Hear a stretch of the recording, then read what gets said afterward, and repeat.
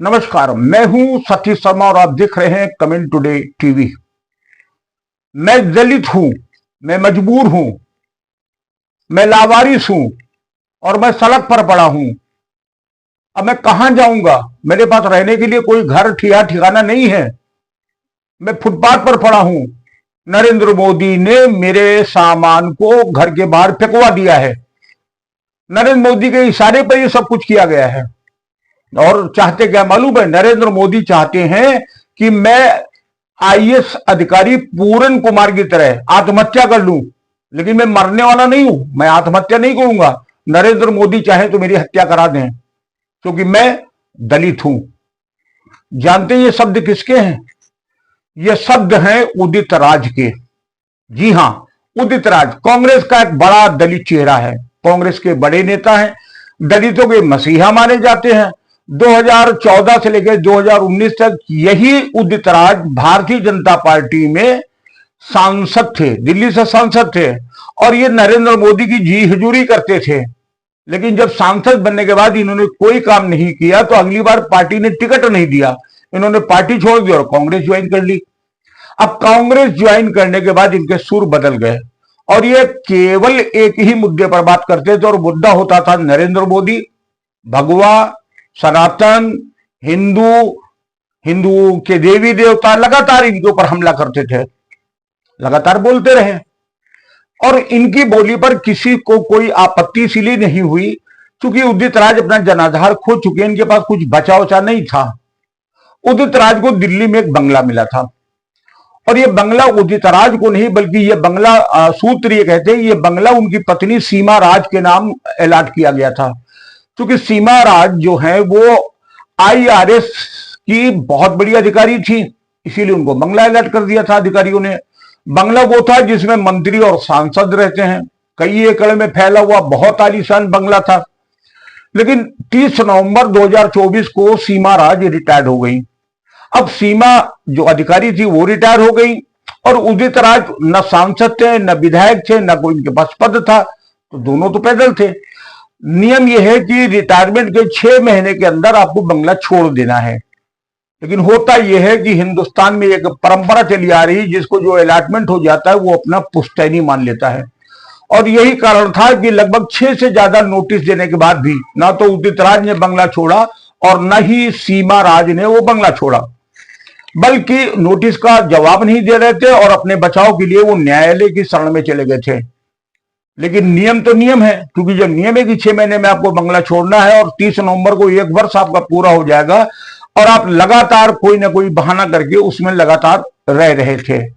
आखिर पर संपत्ति विभाग के अधिकारी पुलिस से लेकर के बंगले पर पहुंचे और उनका सारा सामान निकालकर सड़क के ऊपर रख दिया गया। बस यही चाहते थे उदित राज, जो वो चाहते थे वो हो गया। सड़क पर सामान आया, उदित राज सोफा लगाकर बैठ गई, मोबाइल की घंटी गिनगिनाने लगी, और देखते देखते वहां पर मीडिया का जमावड़ा आ गया। सारे चैनल के लोग आ गए, क्योंकि उदित राज थे, बड़े नेता थे और मालूम था कि ये अच्छा बोलेंगे। परिणाम रहा कि उदित राज ने मुंह खोला, और शुरुआत उन्होंने किससे की मालूम है? भारत के प्रधानमंत्री नरेंद्र मोदी से। उन्होंने कहा कि यह बंगला नरेंद्र मोदी ने के इशारे पर खाली कराया गया है, जबकि संपत्ति विभाग खुद ही इन बंगलों की देखरेख भी करती है, अलॉटमेंट करती है और खाली कराती है। इसमें नरेंद्र मोदी बीच में कहां से आ गए? लेकिन नरेंद्र मोदी को जब तक लाएंगे नहीं तब तक भारत में किसी राजनीतिक की राजनीति पूरी नहीं होती है। नरेंद्र मोदी को लाकर के उन्होंने कहा कि नरेंद्र मोदी ने जबरदस्ती मेरा सामान सड़क पर फेंकवा दिया है, मैं लावारिस हूं, मेरे पास कोई जगह रहने के लिए नहीं है, अब मैं सड़क पे ही रहूंगा, आजाद मैं सड़क पे ही गुजारूंगा, और मेरे साथ ये अन्याय इसलिए किया जा रहा क्योंकि मैं दलित हूं। मतलब इसलिए नहीं कि आप सांसद नहीं हैं, इसलिए नहीं क्योंकि आपकी पत्नी रिटायर हो गई हैं, इसलिए किया जा रहा है क्योंकि मैं दलित हूं। अब दलित का कार्ड तत्काल उदित राज खेल गए, और यह भारत का दुर्भाग्य है। चाहे आप सुप्रीम कोर्ट के चीफ जस्टिस बन जाएं या फिर सांसद, और चाहे मंत्री, लेकिन आप रहेंगे दलित। तो अब सवाल ये पड़ता कि कानून को एक बार व्याख्या तो अब ये बदलनी पड़ेगी, या देखना पड़ेगा कि दलित कब तक दलित रहेगा। आपको मालूम है, जो उदित राज ये बार बार बयान दे रहे थे और बार बार ये कह रहे थे कि मैं अब जाऊंगा कहां, मेरे पास रहने का कोई ठिकाना नहीं है, मेरे पास रहने का कोई ठिया नहीं है, मैं दलित हूं इसलिए मेरा बंगला खाली कराया गया और मुझे जबरदस्ती मेरा सामान सड़क पर फेंका गया।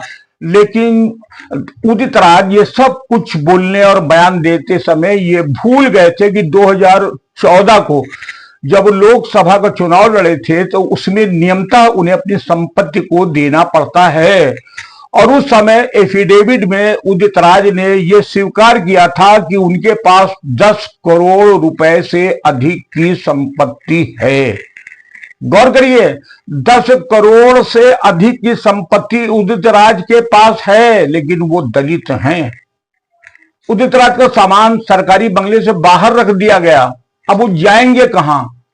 बेचारे कहां जाए? अब कोई बताए ना। अरे कांग्रेस के नेता तो राहुल गांधी बताए, सोनिया जी बताए वो कहां जाएंगे, लेकिन वो जाने के ठिकाने अगर कांग्रेस उनको नहीं बता पाती है, अगर जाने का ठिकाना उदित राज खुद नहीं जान पा रहे हैं कि वो जाए कहां, तो उनकी समस्या का समाधान मेरे पास है। मैं बताता हूं कि उदित राज को कहां जाना चाहिए। उदित राज को जाना चाहिए वजीराबाद में। वजीराबाद में उदित राज के पास 250-250 गज के 2 प्लाट पड़े हुए हैं। और अगर वजीराबाद नहीं जाना चाहते हैं तो ये फरीदाबाद चले जाए, क्योंकि फरीदाबाद में 500 गज का एक प्लाट उदित राज का पड़ा हुआ है। और अगर बाई द वे फरीदाबाद भी नहीं जाना चाहते तो ये बुद्धिनगर चले जाए।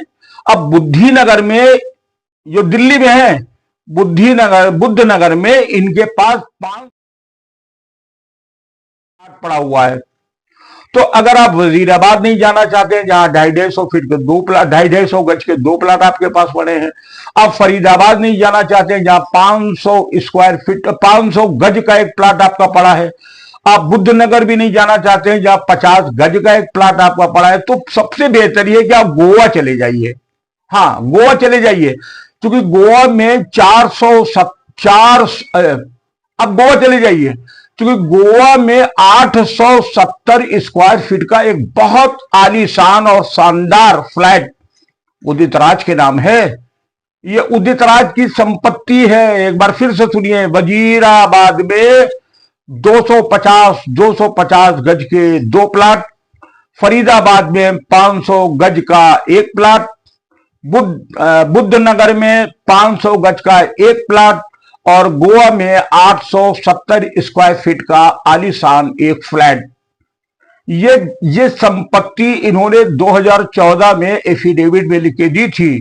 तो इतनी संपत्ति हुई, राज्यसभा के सांसद रहे, पत्नी उनकी IRS की एक बहुत बड़ी अधिकारी रही, आलीशान बंगले में रह रहे थे, लेकिन फिर के फिर वो दलित थे।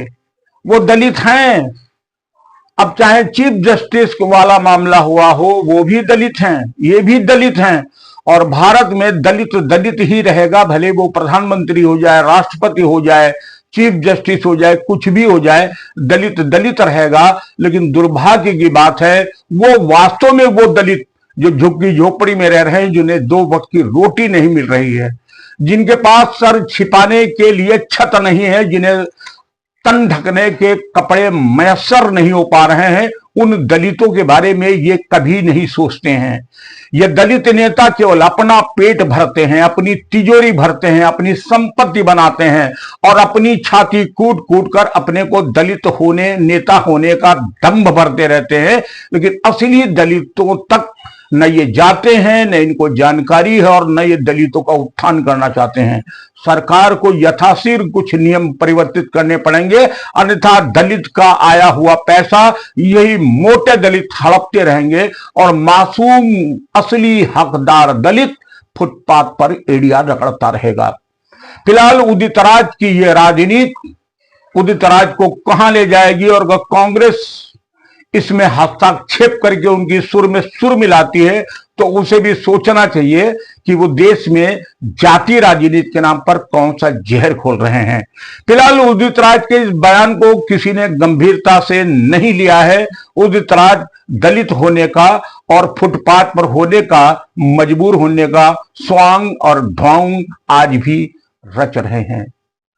हालांकि ये ढोंग खाली वही नहीं रच रहे हैं, कांग्रेस, समाजवादी पार्टी और राष्ट्रीय जनता दल बिहार, ये सब भी एक नया ढोंग भारत के संविधान के बारे में रच रहे थे। नरेंद्र मोदी पर आरोप लगा रहे थे कि संविधान बदल देंगे और आरक्षण खत्म कर देंगे। लेकिन आपको मालूम है अंदर की कहानी? अगर नहीं मालूम है तो हमारा अगला एपिसोड मिस मत करिएगा। बहुत बड़ा धमाका करूंगा और बताऊंगा कि दलित राजनीति, आरक्षण बदलने की राजनीति और इस देश में संविधान बदलने की राजनीति पर कौन सा षड्यंत्र रचा गया था। जय हिंद।